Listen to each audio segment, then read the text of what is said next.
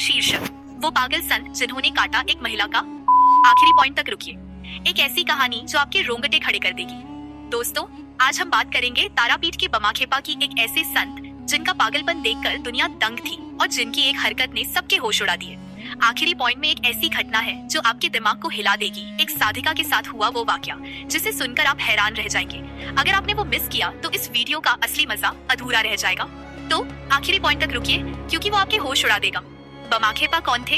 एक पवित्र पागलपन की कहानी बमाखेपा। ये नाम सुनते ही मन में एक रहस्यमयी तस्वीर उभरती है ना?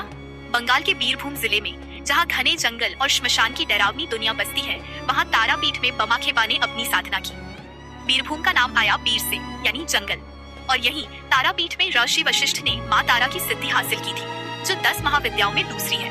ख्यापा का मतलब पागल होता है, लेकिन ये कोई साधारण पागलपन नहीं था। तांत्रिकों और बाउल संतों के लिए ख्यापा एक महान आत्मा का प्रतीक है। क्या आपने कभी ऐसी दिव्यता देखी? बचपन की अजीब हरकत, चोरी लेकिन भक्ति की। बमाखेपा का जन्म एक गरीब ब्राह्मण परिवार में हुआ। उनके पिता धार्मिक गीत गाते थे और उनकी आवाज में जादू था। लेकिन छोटे बमाखेपा, वो तो कुछ और ही थे। आधी रात को वो पड़ोसियों के घर में घुसकर उनके देवी देवताओं की मूर्तियां चुरा लेते और नदी किनारे ले जाकर पूरी रात उनकी पूजा करते। सुबह जब गांव वाले अपनी मूर्तियां ढूंढते तो बमाखेपा पकड़े जाते। उनके माता पिता कितना भी डांटते लेकिन वो नहीं मानते थे। सोचिए, इतना प्यार, इतनी भक्ति, क्या आपने कभी ऐसा जुनून देखा? गरीबी और दुख, लेकिन माँ तारा का साथ बमाखेपा के पिता का देहांत जल्दी हो गया। घर में पैसों की इतनी तंगी थी कि पढ़ाई का सवाल ही नहीं उठता था। उनकी पढ़ाई गांव के छोटे से स्कूल तक सीमित रही। उनकी माँ और विधवा बड़ी बहन ने उन्हें रामायण महाभारत की कहानियां सुनाई और यहीं से बमाखेपा के दिल में आध्यात्मिक भावना जगी। जब वो लाल गुड़हल का फूल देखते तो उन्हें सिर्फ माँ तारा दिखती और उनका नाम लेते ही वो दुनिया से बेखबर हो जाते। उनकी माँ को लगता था कि उनका बेटा पागल है और उसे सुरक्षित रखने के लिए उन्होंने बमाखेपा को घर में बंद कर दिया। लेकिन दोस्तों, भक्ति को क्या कैद किया जा सकता है? एक दिन मौका पाते ही वो भाग निकले, द्वारका नदी तैरकर पार की और तारापीठ के श्मशान में जा पहुंचे। क्या आपने कभी ऐसी दीवानगी देखी? गुरु कैलाशपति, एक सिद्ध आत्मा का मार्गदर्शित तारापीठ में बमाखेपा की मुलाकात हुई ब्रजवासी कैलाशपति से, जो एक सिद्ध तांत्रिक थे। कहते हैं उनके शिष्य थे श्मशान के भूत प्रेत। वो तुलसी की माला पहनते और हर रात माँ तारा की पंचमकार पूजा करते। बमाखेपा सीधे उनकी कुटिया में जा पहुंचे। कैलाशपति ने बमाखेपा की आध्यात्मिक शक्ति को तुरंत पहचान लिया और उन्हें अपना शिष्य बना लिया। यहाँ से शुरू हुई उनकी तांत्रिक साधना की यात्रा। दोस्तों, आखिरी पॉइंट में एक ऐसी घटना है जो इस साधना को और रहस्यमयी बना देगी। स्किप न करें। मंदिर का काम और माँ तारा का ध्यान। किसी ने बमाखेपा को तारापीठ मंदिर में फूल इकट्ठा करने और पूजा में मदद करने का काम दिलवाया, लेकिन बमाखेपा तो बमाखेपा थे। वो फूल चुनने की बजाय माँ तारा के विचारों में खो जाते। वो अपने शारीरिक सुख दुख भूल गए। उन्हें नहीं पता था कि दिन है या रात, गर्मी है या बारिश। वो भांग पीते, श्मशान में रहते जहाँ सांप, कुत्ते, बिल्लियाँ और सियार उनके साथी थे। उनके गुरु कैलाशपति और एक अन्य कोलाचार्य मोक्षानंद ने उन्हें शास्त्रों के अनुसार सभी प्रमुख तांत्रिक साधनाएं सिखाई। क्या आप यकीन करेंगे? बमाखेपा ने रामकृष्ण की पूरी तरह से ब्रह्मचर्य का पालन करते हुए तंत्र साधना पूरी की। पंचमकार पूजा और सिद्धि की प्राप्ति। एक दिन कैलाशपति श्मशान में एक शिमूल पेड़ के नीचे पंचमकार पूजा कर रहे थे। उनके सामने पवित्र शराब का प्याला रखा था। अचानक बमाखेपा, जो पास बैठे देख रहे थे, उठे और बिना इजाजत वो शराब पी गए। वहाँ बैठे लोग गुस्सा हो गए, लेकिन कैलाशपति ने उन्हें रोका। उन्होंने ध्यान लगाया और अपनी तांत्रिक दृष्टि से देखा कि स्मशान तारा ने बमाखेपा के शरीर में प्रवेश कर वो शराब पी थी। कैलाशपति समझ गए कि बमाखेपा ने सिद्धि प्राप्त कर ली है। उन्होंने बमाखेपा को बुलाया और कहा, 2 सिद्ध एक शक्तिपीठ में एक साथ नहीं रह सकते। और उसी रात कैलाशपति गायब हो गए, कभी नहीं लौटे। ये कहानी सुनकर क्या आपके रोंगटे नहीं खड़े हुए? नंगा संत, मासूमियत या दिव्यता? बमाखेपा श्मशान में नंगे घूमते। जब लोग पूछते कि कपड़े क्यों नहीं पहनते, तो वो मासूमियत से कहते, जब मेरे माता पिता गंभीर की तरह रहते हैं तो मैं क्यों कपड़े पहनूं? क्या ऐसी मासूमियत आपके दिल को नहीं छूती? लेकिन इस मासूमियत में थी दिव्य शक्ति। आखिरी पॉइंट में एक ऐसी घटना है जो आपको बमाखेपा की असली शक्ति दिखाएगी। वो साधिका वाला वाकया जो आपके होश उड़ा देगा। माँ तारा का भोजन और रानी का सपना। एक बार बमाखेपा ने माँ तारा को चढ़ाया हुआ भोजन खा लिया। मंदिर के पुजारी गुस्से में आग बबूला हो गए। उन्होंने बमाखेपा को एक कमरे में बंद कर दिया और उनके इस अपराध के लिए मारपीट की। लेकिन माँ तारा ने ये बर्दाश्त नहीं किया। नट की रानी को सपने में माँ तारा प्रकट हुई और बोली, मैं इस क्षेत्र को हमेशा के लिए छोड़ दूंगी अगर बमाखेपा को तुरंत रिहा नहीं किया।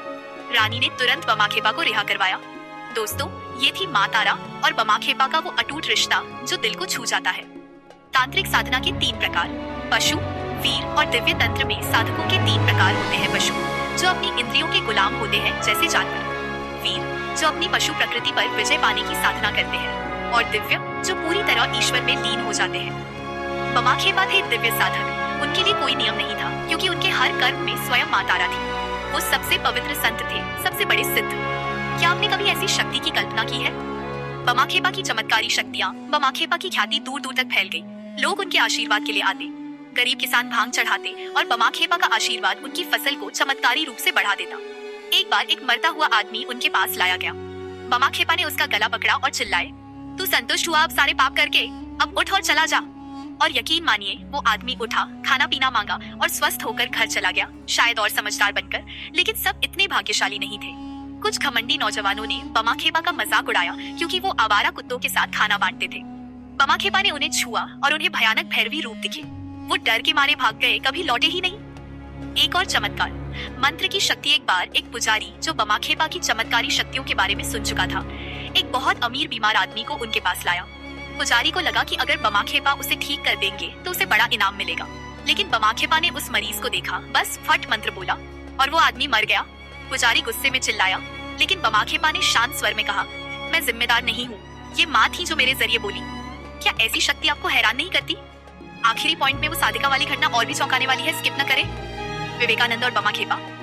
एक ऐतिहासिक मुलाकात। क्या आप जानते हैं, स्वामी विवेकानंद जब वो अभी प्रसिद्ध नहीं थे, तारापीठ में बमाखेपा से मिलने गए। बमाखेपा ने उन्हें देखते ही कहा, इस आदमी से तूफान उठेगा। और विवेकानंद ने बाद में कहा कि बमाखेपा अवधूत की अवस्था में थे, जो कभी बच्चे जैसे, कभी पिशाच जैसे और कभी एक जड़ वस्तु जैसे लगते थे। क्या ऐसी भविष्यवाणी आपके मन को नहीं झकझोरती? शिमूल पेड़ का रहस्य और माँ तारा का वचन। एक दिन बमाखेपा को तारापीठ के प्रसिद्ध शिमूल पेड़ के नीचे माँ तारा के दर्शन हुए। माँ ने उन्हें आदेश दिया कि वो उस पेड़ को जला दें, और माँ ने वचन दिया कि जो भी तारापीठ में साधना करेगा उसे इस कलयुग में मुक्ति मिलेगी। ये कहानी सुनकर क्या आपका मन तारापीठ जाने को नहीं कर रहा?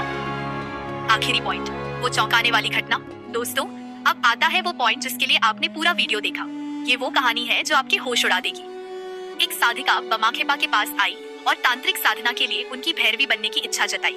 लेकिन बमाखेपा, जो माँ तारा में पूरी तरह लीन थे, ने उसे देखा और चिल्लाए, माँ तारा। उन्होंने साधिका के निप्पल पर काट लिया, खून निकलने लगा और साधिका बेहोश हो गई। ये कोई साधारण कृत्य नहीं था। बमाखेपा के लिए वो साधिका स्वयं माँ तारा थी। उनके इस कृत्य में कोई कामुकता नहीं थी, बल्कि ये थी उनकी दिव्य साधना का चरम। इस रहस्य को समझने के लिए आपको तारापीठ जाना होगा और बमाखेपा की साधना को महसूस करना होगा। अंतिम शब्द, बमाखेपा की प्रेरणा। बमाखेपा का जीवन हमें सिखाता है कि सच्ची भक्ति और प्रेम किसी भी बाधा को पार कर सकता है। 1911 में उन्होंने महासमाधि ली, लेकिन उनकी पवित्र उपस्थिति ने तारापीठ को और वहां आने वाले लोगों को हमेशा के लिए पवित्र कर दिया। तो दोस्तों, इस वीडियो को लाइक करें, शेयर करें और कमेंट में बताएं कि बमाखेपा की कौन सी बात ने आपके दिल को छुआ। अगली ऐसी ही रहस्यमयी कहानी के लिए सब्सक्राइब करना न भूलें। जय मां तारा।